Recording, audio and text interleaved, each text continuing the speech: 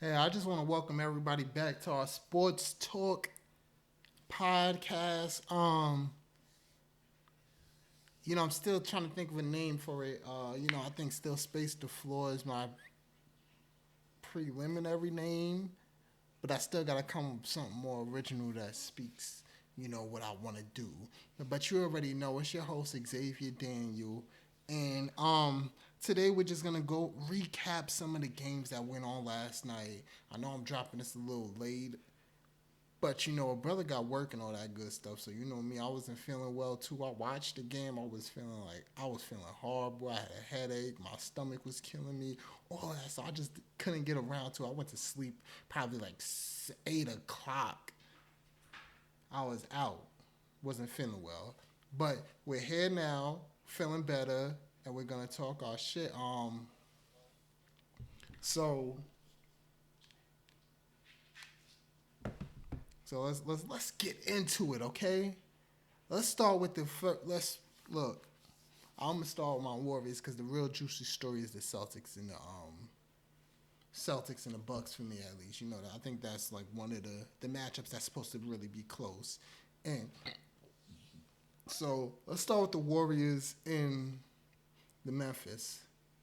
Let's just say we're gonna start with the big news of that. Draymond Green got ejected early in the first half of the game. I think it was like the second quarter. For if you probably now you've seen the play probably a million times, and what I seen it live, I just thought it was gonna be a simple flagrant one play on. He tried to grab him and make sure he didn't get a shot up, and he got a little too much jersey and the swipe down everything. It just looked, it was all rules for a flagrant two, even though it really wasn't like a flagrant two, because we seen hard fouls before, and we know what a real hard foul looks like, and that just wasn't it, and should have been in the game. But hey, it is what it is. We can't you can't cry over spilled milk. I'm just gonna hope that they would rescind it back to a flagrant one, so he has less points for the playoffs.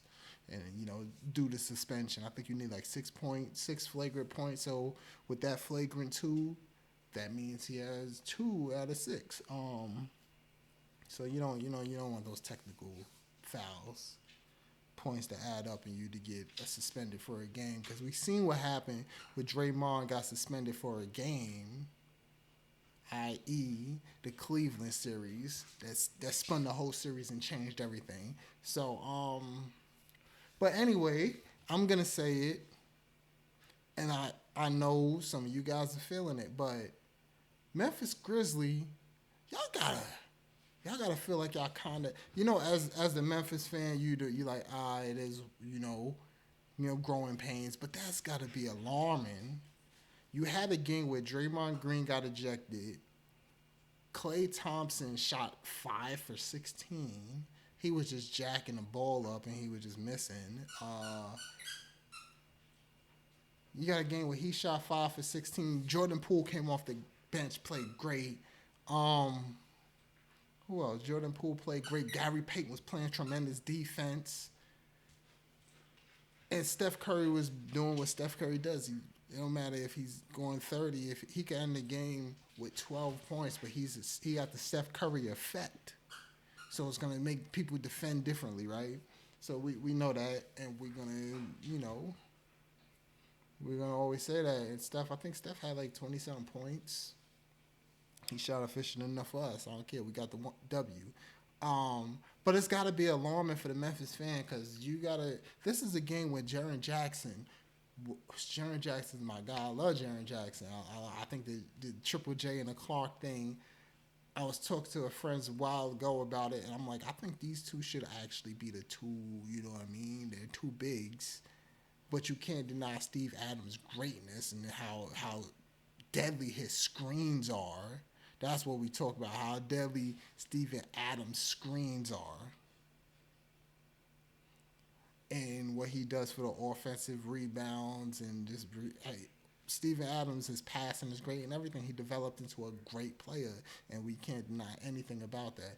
But I think moving forward, I'm always thinking of the future of the franchise and things like that. So I'm like, you always have to develop within and make sure your guys is getting to that level. So when it's time for you to compete and be the dynasty that you are supposed to be building, your guys are ready and they develop to what you want them to be, not just sitting on the sideline and waiting their turn.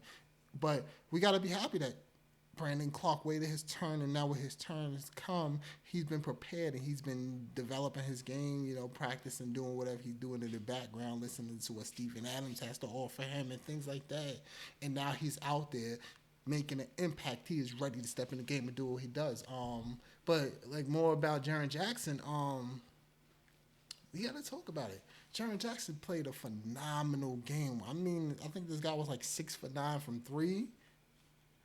And it wasn't just regular threes, like, getting corner threes. He was pulling from damn near Steph Curry range. He was coming down court. My man is coming down court off of just regular inbounding the ball. And Ja just handing the ball off like a QB doing a toss route. And Jaren's just jacking them and making them. And it's just like, jeez. When I tell you he had that's a career game for Jaren. And I'm happy for the guy. That's my guy, for real. I'm happy for him, lead the league in blocks. And he's leading the league in playoff blocks. They was tremendous. They was getting blocks in this game, him and Clark, showing that young athleticism. And then Ja, we got to talk about Ja.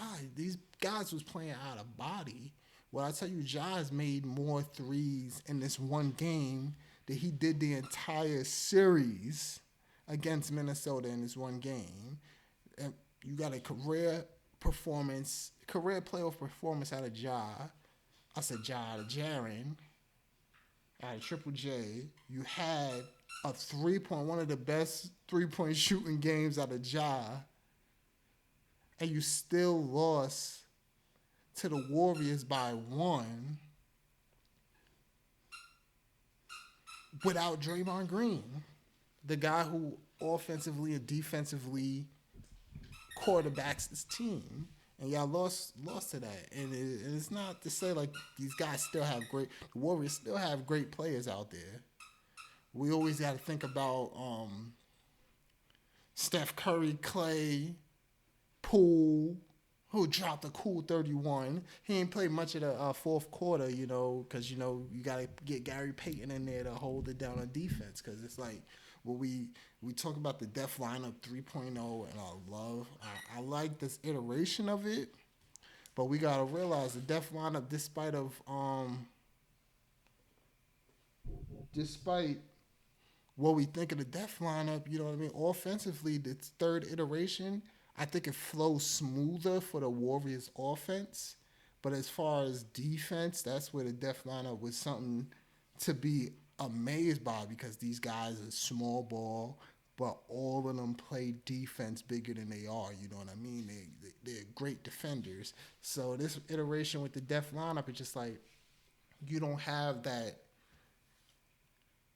You have, and don't get me wrong, these guys are working on their defense. Like a guy like Steph Curry worked on his defense, and Poole, he puts the effort in. But it's just like at the end of the day, when you're replacing Iguodala,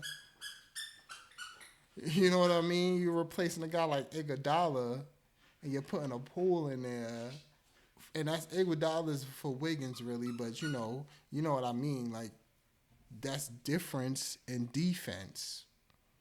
So like this iteration of it, cool. But it's just like at the end of the day, y'all gotta understand that you lost to a Draymond-less team.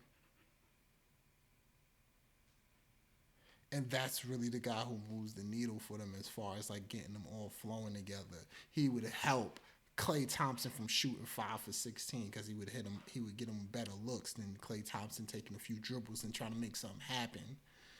And I just think, like I said, Memphis, that's a game that they should have won, because you gotta realize, like, at the end of the game, even the Warriors was out of body.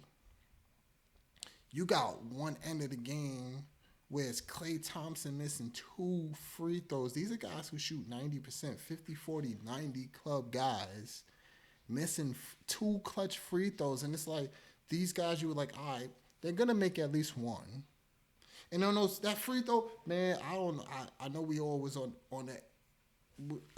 That's the out of body part with that. But we're going to talk about that jump ball, which should have been the Warriors' ball in the first place, and they should have been back at the free throw line. They should have been back at the free throw line. But I don't know why they didn't review that play. Like, I know we all talk about how the game slows down too much because they always want to review plays left and right. But that was one I felt like, none of you refs seen it, couldn't make a call. So it's like maybe because they couldn't change a call because they couldn't make a call in the first place. But I feel like that's something that's reviewable. You should have been able to review that because that ball was clearly off of Desmond Bain, Dylan Brooks. They both got the same. That was off of Dylan Brooks. And that was a great hustle by Gary P. to force Dylan Brooks to have to jump with him to try to get that. So that was out of body for Klay to miss two free throws. We should have got the ball back out of bounds. And then we go on the other end of the court, and Ja gets the matchup he wants. Ja, let's just say it. The NBA as a whole gets the matchup they want. No matter what team you go against, you want to get a Jordan Poole or a Steph Curry on you when you're playing the Warriors if you're the guard, right? Especially if you're a guard who attacks and gets to the rim. These guys, So you get that matchup. Oh, Ja gets Steph on him. And this is what I'm talking about, out of body. You got Steph looking like he's deep hole. You got him looking like that. Ja goes at him, attacks him, going left. Steph Curry retreats, gets some body on him, and strips the ball with his right hand. It wasn't a full strip. It was enough where the ball bobbles out, and Ja still kind of recovers it. And Steph Curry comes with his left hand and still smacks the ball out. Smacks the ball out where he can't even still get a clean shot at. And it's just like, what the hell? We got Klay missing free throws. We got Steph Curry playing like he's a defensive player. And it's just like, this entire game was out of body, period. Except for the Draymond getting ejected. This is some point Draymond's going to get ejected, so that's the only part that's in body. But at the end of the game, it was out of body. And it's just like, this is a whole game that the Warriors stole. Because, if you winning on the road, you still in that game. And you would sit there and say, based on how it was played, it's like Memphis should have stole that game because they were the ones behind that late. And it's just like, they should have won that game. I can't lie. Memphis, they should have. But it's just like the Warriors doing what the Warriors do. Then we got to talk about Klay. After missing those free throws, and then the defense, they get the time. Memphis gets their timeouts, and then he goes ahead and helps with a defensive stop where it's like you want Gary Payton in the backcourt so Ja doesn't get a clean runway. Please relax. Where Ja doesn't get a clean runway, but I think he was just a tad bit too close where he just got blown by enough where Klay Thompson recognizes it. He's like, I think he was Carden Clark at the time. He's like, this isn't the threat. Ja wants to take this, so he actually, steps over, impedes his way of the line. So now Ja has to make a layup that's not going exactly towards the rim, but more away from the rim. And Klay comes and does what he has to do, and being one of the best competitors on that team, he says, all right, I missed the free throws, but I'm going to make up for it on defense. And that's what he goes ahead and does. So this is a game that's like Memphis, shouldn't have lost this. So that's got to be kind of demoralizing. But they're young, so they're going to come back. You know what I mean? And the second game is still going to give it their all in their effort. They're a young team who believe in themselves so much, and we all believe in them. So I think game two is going to be another game. It's going to be fun to watch. But okay. Spent enough time, and I've been rambling on about the Warriors Memphis game. Now let's get into the next game, the Celtics versus the Bucks. This is a game where when you sit there and look at the box score, and this is the one thing that I realized looking at the box score, because I'm just watching the game and I'm like, damn, these guys are playing some good defense on Giannis. But it's just the sole focus on Giannis created Giannis to shoot poorly. I mean, when I tell you Giannis is a guy who shoots about 50%, I think throughout the season he's shooting 50% from the field. He's their efficient superstar. He's their roll man. He's their slasher. He gets to the basket, and once he gets at least 5 feet to the basket, close to the basket, it's like you might as well chalk it up as an L, and that ball's going in, right? This man, Giannis, shot only 36%. 36%. These guys at the Celtics, their defense was and I gotta give props. You gotta give props to Al Horford. This man is 36 years old. Is he like 30? He's like 36, 34. He's in his 30s. Older vet. And he's doing what he needs to do against Giannis. When I tell you, it's just like he's mobile enough, but he's strong and solid enough where he can knock Giannis off his spot a bit. Where it's just Giannis can't bulldoze through him or just, get to certain moves that he want to get to. And don't get me wrong, Giannis is going to catch him a few times and do some moves. He hit him with a spin move going to the middle of the paint where I think Al Horford, if he, I don't know if the communication of his teammates telling him where the help was, should have said, yo, we got you on the block. Cut that paint off because Giannis wants to get to that spin move. He got to the spin move, easy bucket. But let's talk about it. Most of the game, I think Giannis was like 2 for 13 when it came to Al Horford being the primary defender on him. And when you get to that level, and it's just like, man, it was times where he just didn't want to even attack Horford, and he settled for that pull up mid range. And he made a few of them on him. I think that was the only defender that he really shot the pull up mid range on. Because when he got a guy like, obviously, when he got like Jaylen Brown on him, even Jason Tatum on him, the thing about them, they're lanky and Jaylen's strong for his size. Tatum is lanky enough, you know what I mean? But they don't have that mix of both. So that's what Horford does. But when he got them on him, he got to more of his moves. But the double team came, the help came, and it's just, this is where we got to congratulate Giannis. And what I was going to get here and say before I get to congratulating Giannis, I want to say also Grant Williams was a good defender on him too. We gotta give props to Grant, and I think we're gonna see more time with Grant on the floor than Tice. Tice even got a block on him, but we're gonna have to see more time where Grant is on the floor as well as Horford. I think those times need to be more so where it's like Giannis is gonna see them regardless every time. It don't matter. And but we just need to match. I ain't gonna fuck them rotations and how we normally do it with Al Horford, bro. I think we need to just 100% have his minutes be linked to Giannis' minutes. I don't even want to see Al Horford on the floor unless Giannis is on the floor. That's just how I feel about it. Like, you know what I mean? When I put my backseat coach on, that's how I feel about it. But I want more Grant Williams in there because Grant was actually a good stopper. Like, Giannis hit some of his moves, and we got to say it. Grant is built like a fullback. He's built like a fullback, like he could be a firefighter or something. Like, we know how the older firefighters look when they got a little more, you know what I mean, a little more, punch to the, That's Grant Williams. He has some body. He has enough body. Does he have the height and everything? I'm gonna say no, but he has the body and the foot quickness where it's like he could get to those spots before Giannis and bump him off of his spots a little where he can't just bully through him. And And I seen that, I'm like, man, I think that's a good backup right there. And Tice got a block on Giannis too. But we got to talk about the superstars. Tatum. We're gonna talk the negatives before we get to the positive. Tatum and Jalen.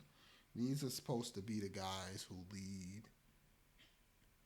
Boston and scoring and getting all their stuff together.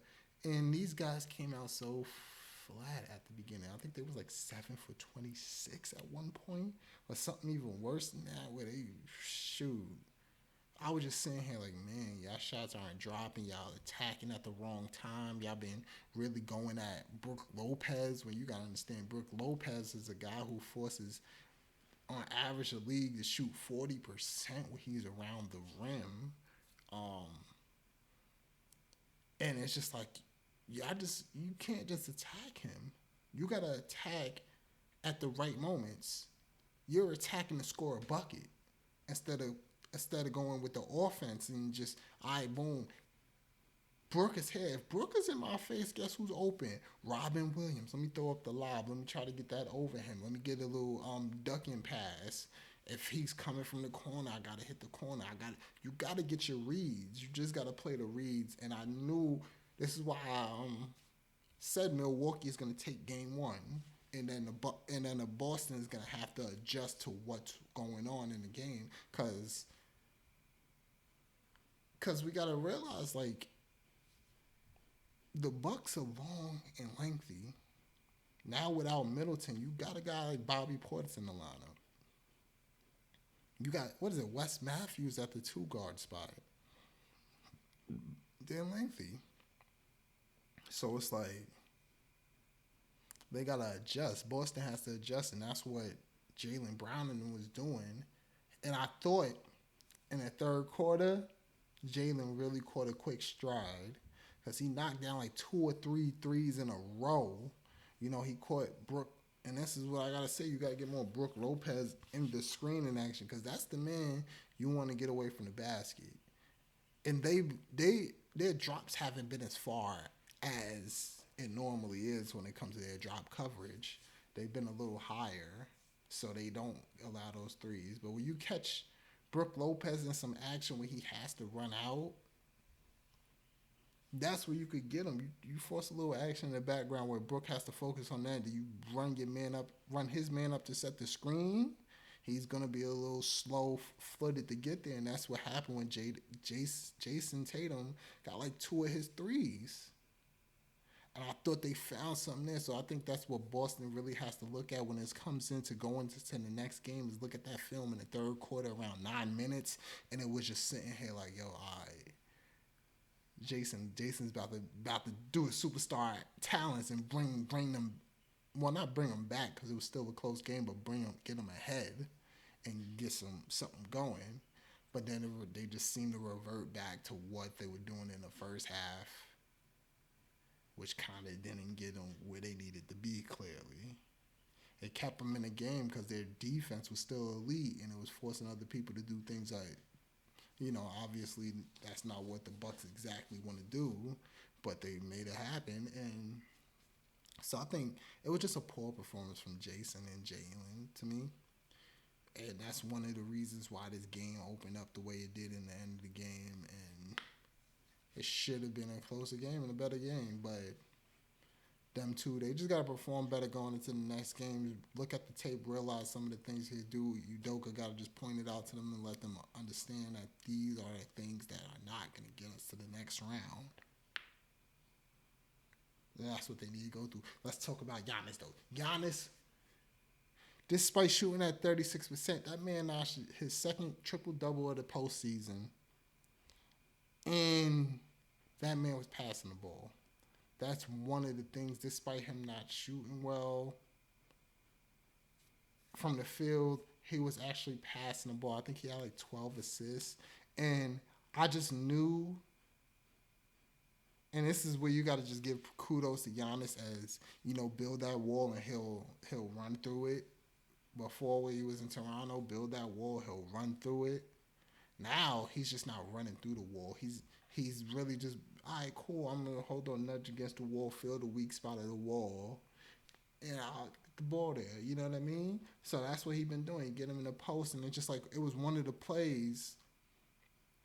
I don't know who it was on the wing. It was on he was on the left elbow. Giannis was on the left elbow. Got the ball into him on the left wing. It was either Grayson Allen or Connaughton.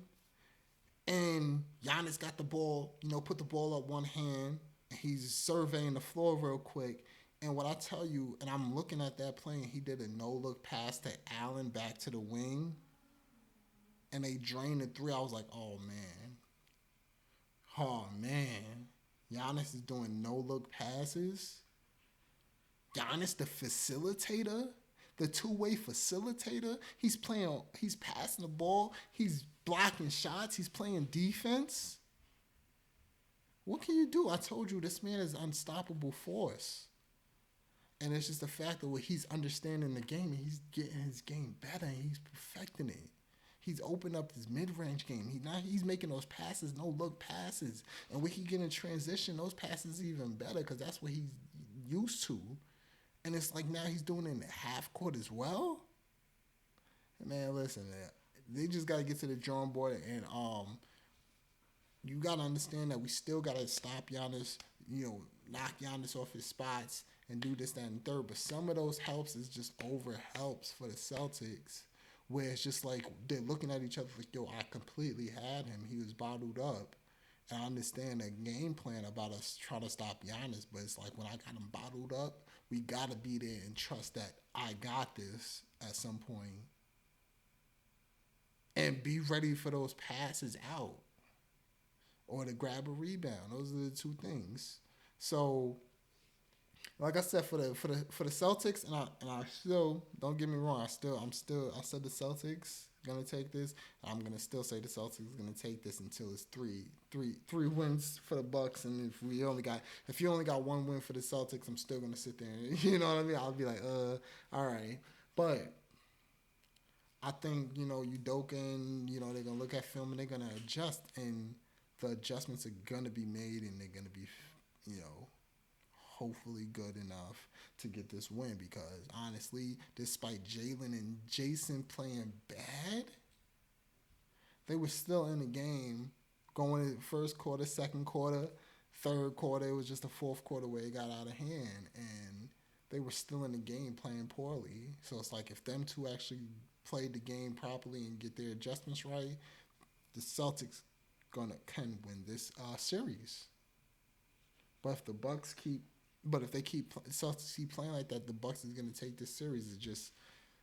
They just gotta get back to what was Celtics basketball and stop playing that it's my turn to score game. I gotta get a bucket because I ain't scoring in a while. No, we just gotta make the right play and trust that the team is gonna score. All right, so thank you for tuning in, man, to the Space the Floor podcast with your host Xavier Daniel. We're gonna talk basketball and all things basketball related. You already know the motto: like, share, sub, and all the above. Your boy signing out.